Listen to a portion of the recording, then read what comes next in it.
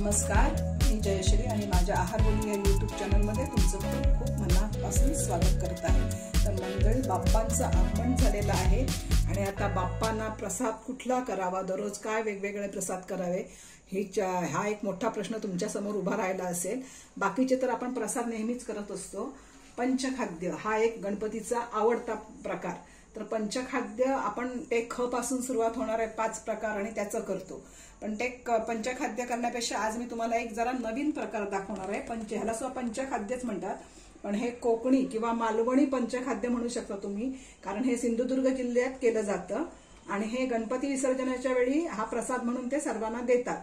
खूप छान, अतिशय सुंदर, कमी तुपात, फक्त 1 चमचा तूप वापरून तुम्ही हे पंचखाद्य करू शकता। तसंच ह्याचं न्यूट्रिशियस व्हॅल्यू सुद्धा भरपूर आहे, कारण त्याच्यात आपण भरपूर सारे जिन्नस घालून ते करतो। तसंच लाह्या आहेत, त्या भाजक्या लाह्या असल्यामुळे ते पचनाला सुद्धा हलकं आहे। तर असं हे कोकणी पंचखाद्य तुम्ही ह्या गणपतीच्या वेळी आवर्जून कराच असं मी तुम्हाला म्हणेन। आणि हे जर तुम्हाला आवडलं तर जास्तीत जास्त लाईक आणि शेअर करा, आणि जे कोण नवीन असतील त्यांनी मात्र सबस्क्राईब करायला विसरू नका। तर अशा ह्या कोकणी पंचखाद्याच्या आपण आता कृतीकडे वळूया। तर आपण आता जे कोकणी पंचखाद्य बघणार आहोत, तर त्याच्यासाठी लागणारे जिन्नस असे आहेत। ही फुटाण्याची डाळ किंवा डाळ व पाववाटी मेजरमेंटची, नंतर खोबऱ्याचे असे बारीक तुकडे करा, हे पाववाटी। हे तीळ आहेत, पांढरे तीळ विदाउट पॉलिश, पाववाटी।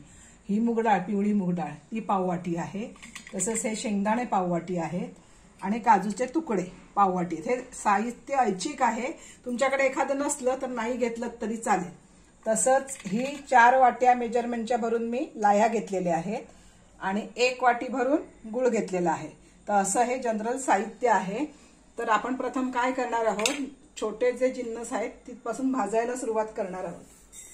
कोरडेच भाजायचे, तूप बीप काय घालायचं नाहीये।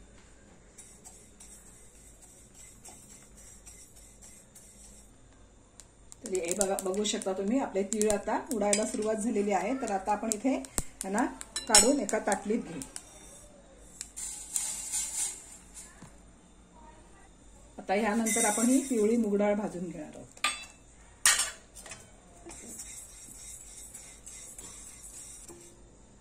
तर तुम्ही इथे बघू शकता, आपली लालही चांगली लाल होईपर्यंत आपण भाजून घेतलेली आहे। ती पुन्हा आपण ह्या ताटात काढून घेणार आहोत। आता आपण शेंगदाणे भाजून,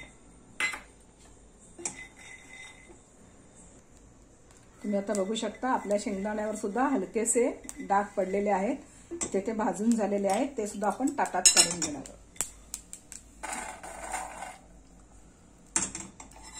आता आपण हे डाळे भाजून घेणार आहोत।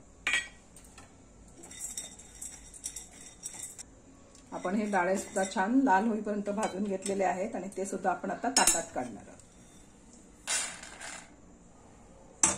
आता आपण हे काजूची पाकळी किंवा तुकडा काजू आहे ते भाजून घेणार आहोत। इथे आपले काजू सुद्धा छान लालसर रंगावर भाजून झालेले आहेत आणि ते आता आपण ताटात काढून घेणार आहोत। आता सगळ्यात शेवटी आपण हे खोबऱ्याचे तुकडे भाजून घेणार आहोत। आता इथे आपलं हे खोबरं सुद्धा छान भाजून झाले आहे लालसर रंगावर, ते सुद्धा मी आता ताटात काढून घेत आहे। आता आपण जो घेतलेला गूळ आहे त्याचा पाक तयार करणार आहोत। त्याच्यासाठी मी कढईत 1 टीस्पून एवढं तूप टाकत आहे आणि मग त्याच्यात आपण जो हा 1 वाटी गूळ घेतलेला तो टाकायचा आहे।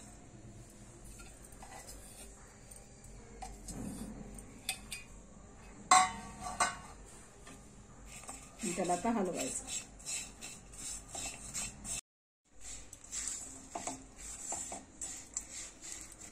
तर तुम्ही बघू शकता, इथे आपलं गूळ पूर्णतः विरघळलेलं आहे। असं हे गूळ पूर्ण विरघळू द्यायचं आणि आता आपण एक जरा टेस्ट करणार आहोत की हा पाक ना फक्त गोळी बंद नको, म्हणजे आवाज नको यायला, फक्त पाण्यात टाकल्यावर एका जागी थांबायला पाहिजे, एवढंच त्याची टेस्ट आहे, बाकी काही नाही।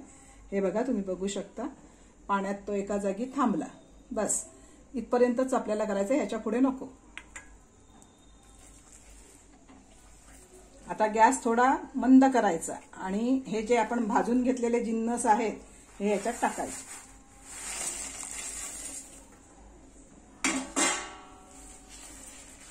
छान ढवळून घ्या.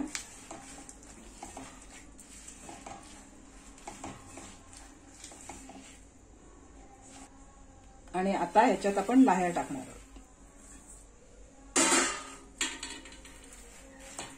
पटापट ही क्रिया करायची, कारण पाक हे होईल म्हणून.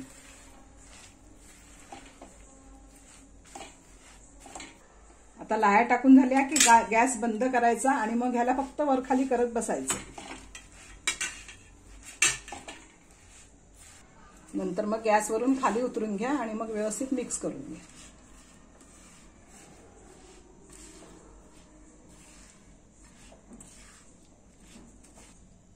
तर इथे आपलं हे पंचखाद्य तयार झालेलं आहे आणि ते जरा आता थंड होण्याची आपण वाट बघूया. मग थंड झालं की आपल्याला ते खायला तयार. तर असं हे पंचखाद्य तुम्हाला कसं वाटलं ते तुम्ही मला अवश्य कमेंट करून सांगा. आणि हे कोकणात ना विसर्जनाच्या वेळी हाच प्रसाद असतो पंचखाद्याचा. खूप छान टेस्टी लागतं, कारण आपण त्याच्यात ती मुगाची डाळ घातली आहे, तीळ घातलेत, ते असं दाताखाली येताना खाताना ते खूप छान लागतं. मुठमुठ भरून अशी आम्ही लहानपणी ते खायचो. खूप पौष्टिकही आहे, कारण ह्याच्यात आपण सगळे जिन्नस घातलेले आहेत. डाळ घातलेली आहे, शेंगदाणे घातलेले आहेत, काजू घातलेले आहेत, खोबरं, तीळ सगळं घातलेलं आहे. तुम्हाला अजून जर काय घालावं असं वाटलं तर तुम्ही अजूनही याच्यात घालू शकता. ह्याला प्रमाण वगैरे असं काही फारसं नसतं. मी तुम्हाला आपलं जिलबी सांगितलं, कारण जे नवीन करणार आहेत त्यांना कळायला पाहिजे म्हणून. नाहीतर तुम्ही तुमच्या अंदाजाप्रमाणे कमी जास्त प्रमाण करू शकता. तर असं हे पौष्टिक पंचखाद्य तुम्हाला कसं वाटलं ते मला जरूर सांगा. आणि चॅनलला जास्तीत जास्त सबस्क्राईब करा, लाईक करा. आणि चॅनलवर जे कोण नवीन असतील त्यांनी मात्र बेल आयकॉन प्रेस करायला विसरू नका, कारण त्यामुळे माझे हे असे इनोव्हेटिव्ह व्हिडिओ तुमच्यापर्यंत सगळ्यात अगोदर पोहोचतील. आणि माझा हा व्हिडिओ तुम्ही मनपूर्वक बघितलात त्याबद्दल तुमचे खूप खूप आभार आणि धन्यवाद.